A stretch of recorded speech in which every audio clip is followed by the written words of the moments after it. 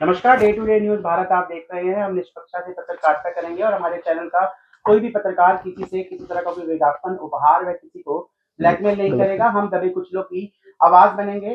हम ऐसे किसी भी व्यक्ति की कोई खबर नहीं चलाते जो भोली वाली जनता को मूर्ख बनाकर उनसे ठगी का आरोप बनता है। हमारा लक्ष्य लोकतंत्र के चौथे स्तंभ को मजबूत करना है।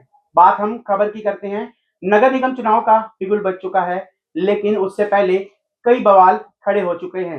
बात अगर हम करें एडॉक कमेटी की, तो एडॉक कमेटी को लेके कई सवालिया निशान खड़े हो रहे हैं कि एक तरफा एडॉक कमेटी बनाने के बाद जो है सभी फैसले लिए जा रहे हैं। Day to day news Bharat की टीम आज पहुंची है अम्बाला और कांग्रेसी नेता व हमेशा अपनी बात रखने वाले और पार्षद मिथुन वर्मा से हम बातचीत करेंगे।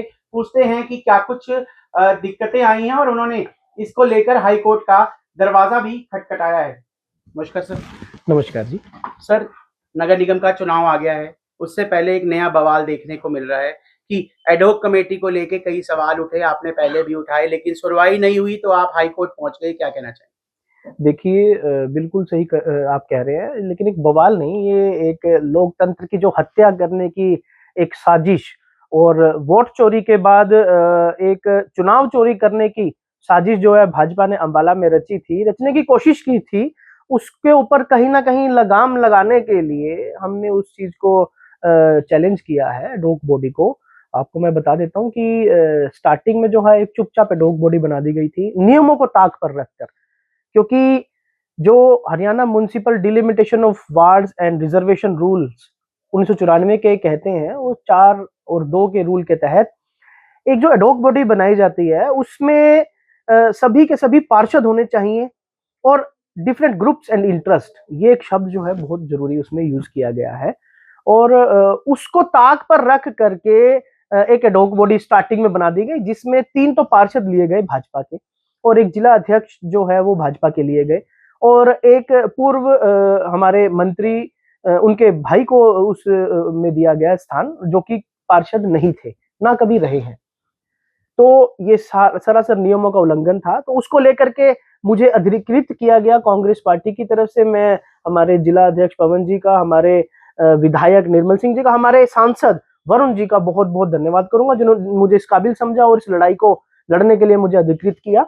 उसके बाद हमने चुनाव आयोग में इसकी शिकायत की और उसका रिजल्ट ये था कि इस एडॉक बॉडी को डिसॉल्व कर दिया गया और फिर दोबारा से एक चुपचाप नई एडॉक बॉडी, क्योंकि ये लोग भी जल्द से जल्द हार मानने वाले नहीं थे, तो उसकी शरारत दोबारा से की गई हमारे अंबाला के डीसी। क्योंकि देखो, प्रशासन में से प्रशासन की कोई गलती नहीं निकालता, क्योंकि प्रशासन जो है इस सरकार के दबाव में है और उन्होंने दबाव बनाया और डीसी साहब के द्वारा एक और एडहॉक बॉडी का जो है वो बनाया गया।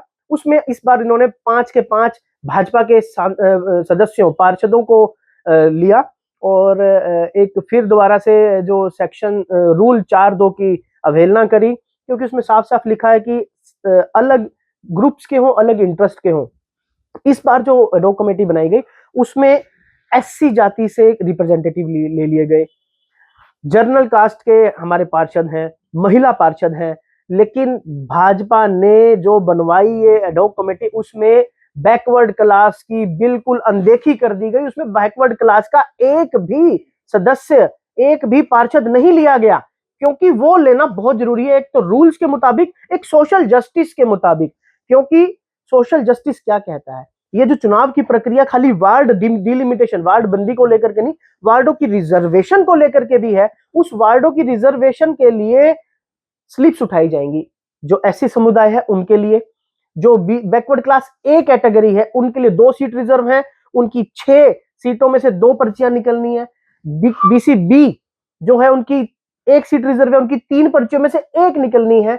इन्होंने पूरी तैयारी कर ली थी कि हम अंदर खाते बैठेंगे और 5 जब एक ही पार्टी के, और मैं बताना चाहूंगा उसमें मेयर भी जो है वो भी भाजपा की ही है।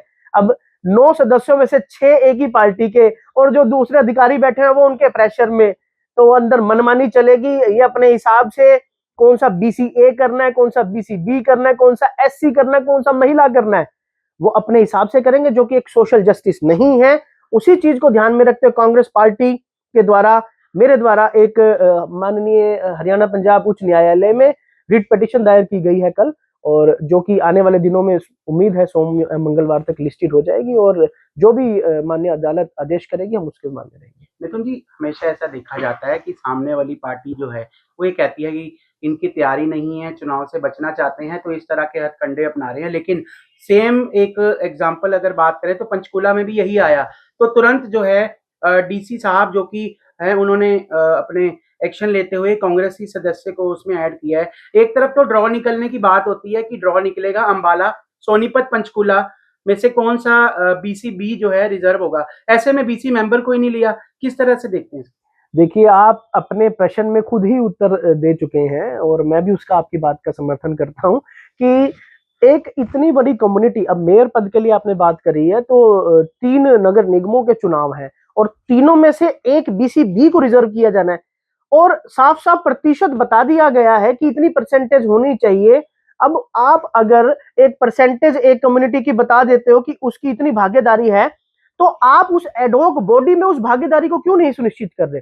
ये सरासर एक तरफ तो आपने कह दिया कि इतनी सीटें होनी चाहिए रिजर्व, दूसरी तरफ उस सोशल जस्टिस को आप अप्लाई भी नहीं कर रहे हो उस एडहॉक बॉडी में, तो ये तो आप अपनी सरासर मनमानी कर रहे हो क्योंकि पता नहीं आप कौन सा वार्ड बीसी का रिजर्व कर दो, बीसी ए का कर दो, जहां पर उनकी संख्या उस हिसाब से ना हो, एक जबरदस्ती एक वार्ड डिलिमिटेशन कर दो, जहां पर संख्या कम ज्यादा अपने हिसाब से कर लो, तो एक मनमानी है। तो ये चुनाव आयोग के द्वारा जिस तरह से पहले संज्ञान लिया गया, तो मैं फिर दोबारा से एक निवेदन करना चाहूंगा आपके चैनल के माध्यम से चुनाव आयोग से, डीसी महोदय से, कि इसने प्रेशर में मत आइए।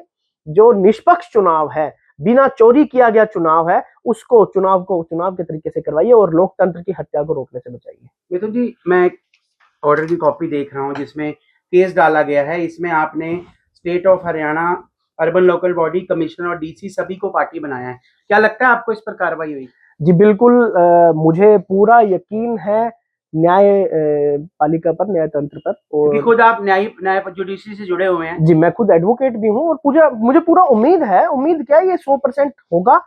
एक न्याय जो है, सामाजिक न्याय मिलेगा, सोशल न्याय मिलेगा, एक पॉलिटिकल न्याय मिलेगा, अंबाला को न्याय मिलेगा और उसके तहत जो भी आने वाले समय में एक एडहॉक बॉडी दोबारा बनाई जाएगी, उसमें सभी की हिस्सेदारी होगी। कांग्रेस पार्टी की होगी, भाजपा की होगी, अगर कोई और अन्य दल है उसकी होगी, एससी समाज की होगी, महिलाओं की होगी और बैकवर्ड क्लास की होगी। जो हमारा उद्देश्य है, किसी के साथ नाइंसाफी ना हो, और उसी लड़ाई को लेकर के हम हाईकोर्ट गए हैं और उसी की हम पालना करेंगे। तो ये थे हमारे साथ पार्षद मिथुन वर्मा, जो कि कांग्रेस द्वारा अधिकृत भी हैं इस वार्डबंदी को लेकर और इस सभी मामलों को लेकर। तो उन्होंने हाईकोर्ट का दरवाजा तो खटखटाया है, लेकिन देखना यह होगा कि हाईकोर्ट में चिट्ठी डलने के बाद क्या अब डीसी साहब या अन्य अधिकारी इस पर कुछ कार्रवाई करेंगे या कोर्ट की फटकार के बाद ही आगे के कुछ रणनीति बनाई जाएगी। अंबाला से day to day news Bharat के लिए राघव विज की रिपोर्ट।